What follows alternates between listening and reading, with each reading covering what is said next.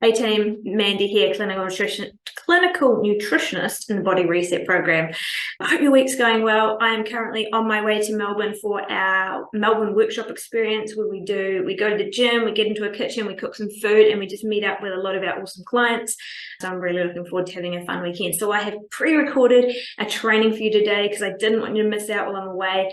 And what I've got for you is 3 really simple tools to build into your plan if you're looking to lose some body fat. Now, one thing that really bothers me, and I posted about this earlier in the week, is, weight loss is a bit of an enigma for some people. It seems like it's this thing that can never be attained.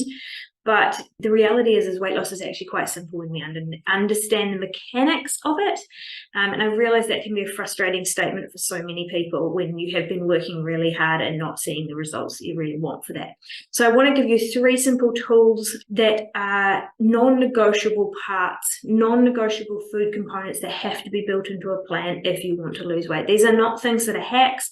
These are not things that are, magic pills or just some secret that I know that no one else knows. These are things that are evidence-based, that people in this space know about, and it's simply a case of building it into your plan in a way that you can stay doing it so that you can get the results you want. So they're not sneaky tricks. They're simple things that everyone can do and everyone will get some benefit from. So first one is protein.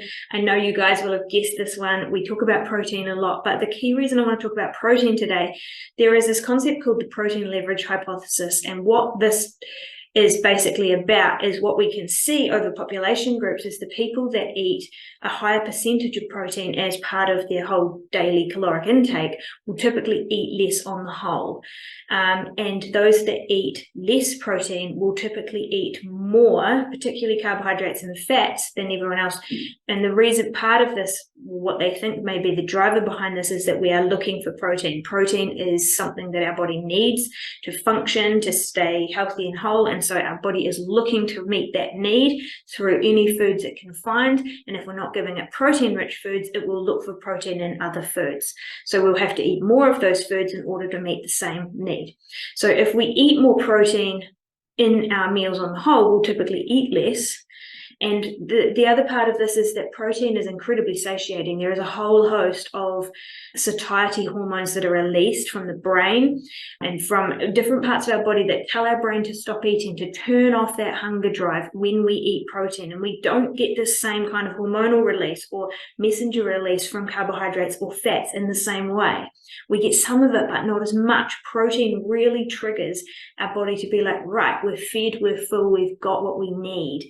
So we want to be having protein in every single meal that we're eating. And this is what we typically don't do. We typically eat these high carbohydrate breakfasts, maybe a little bit of protein in our lunch and a sandwich, then the bulk of our protein with dinner and very little with our snacks. So we need to be prioritizing protein in every single meal across the day. And I see this play out so often. The people that start putting protein in their breakfast, protein in their lunch, not just a little bit, but a decent amount, eat less later in the day because their body's fed, their body is satisfied, their body is not still looking for stuff to meet its needs, and so they can stop eating. Protein also digests a lot slower. So when you put protein in with a meal, it slows the process through the digestive tract, meaning our energy is more steady. Our body's working on it for longer, and so it's not looking for more food. So protein absolutely has to be the thing that is prioritized in every single meal if we want to be optimizing for weight loss over a time period. And protein's fun too. Fun to put that in there. Second one, and this is one that you might not necessarily think of so much, and I think I've really been thinking about this a lot recently, and it's a really cool component that we can start building in, and that is the satiety factor of food. So a lot of what gives a food satiety value, or that ability to stop us feeling hunger, is actually about the fiber component or the bulk component of the food.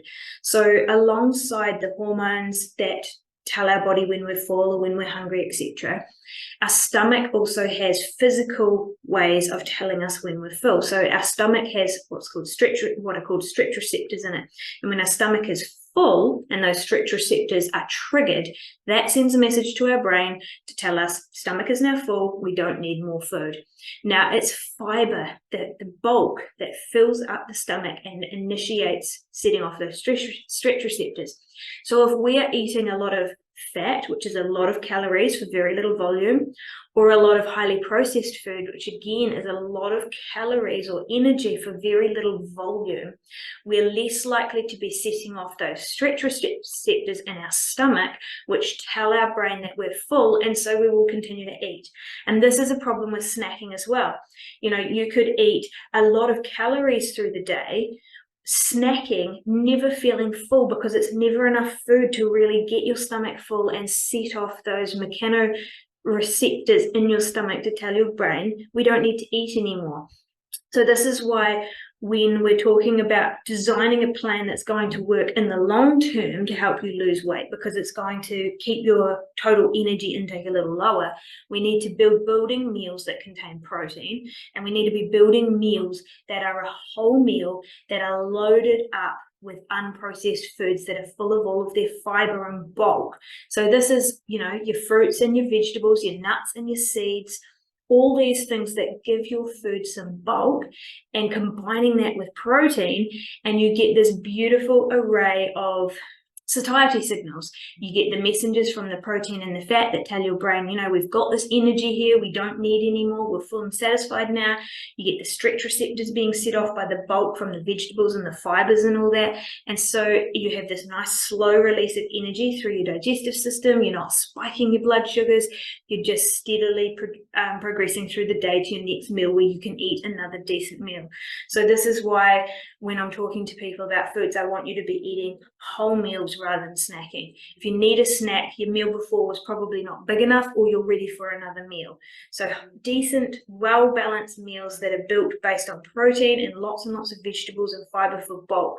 And the other part of this is it really can kind of lead us very gently away from some of the ultra-processed foods, because it's not that those foods are bad, it's that they don't meet any of these specific needs of the body. And so if we focus on what our body needs, which is the fiber, the bulk, the nutrients, the protein, etc., we can naturally crowd out some of those things that might not be so beneficial for us in the long term, or may give us a lot of caloric energy with very little nutritional value. So we want protein in there, have to have protein in there. We want to be making sure that the bulk of our meals is made up of vegetables, fruits, plants, etc., which give us that bulk, filling nature to our meals. And then the third component here is entirely about food, but it's perhaps less so about actual, you know, macronutrient, and it's more about the sensory experience. So I call this a sensory experience factor. Case in point here, sometimes you can have a smoothie and it might have enough protein in it, it might have enough fat in it, might have enough fiber in it, but you kind of feel like something else after it, even though you're actually full. It's like it hasn't met some need. Now, most smoothies are going to be somewhat sweet. They've got no, other than being smooth and drinkable, they don't have a whole lot of crunchy texture or anything like that. So they're not really ticking all the sensory boxes. So when it comes to food, we want to be kind of making sure that across the day, at a minimum, we're sort of meeting all of our different sensory needs. So this is thinking about the flavors, sweet, salty, savory, sour, or umami, sour, and bitter. We want our meals to kind of be having a little bit of a mix of all of these different sensory experiences. And then we also want textural experiences as well. So we want crunchy, we want smooth, we want chewy, we want all of these different things that provide us with sensory satisfaction. So I think a really useful tool is to think, I need to get some protein in this meal. I need to get some bulk and some fiber, and I need to look at how it addresses my sensory needs as well. You know, add a little bit of lemon juice to it, salt your food really well. If it's more of a smooth type of textured meal, maybe a soup or a smoothie or something like that, add something that has some salt and some crunch to it, maybe some toasted nuts, or have something on the side that you chew as well. And adding in this kind of extra layer of sensory experience can actually help us to be satisfied as well, because sometimes what we're looking for when we're feeling hungry is actually meeting a sensory need that's nothing to do with whether we're full or not. So if we combine all these three pieces of the puzzle, we can end up building a really nice plan that keeps you satisfied and keeps you full, keeps your energy stable, and from a sensory experience, keeps you quite satisfied in that aspect as well. And this is really important from a sustainability perspective.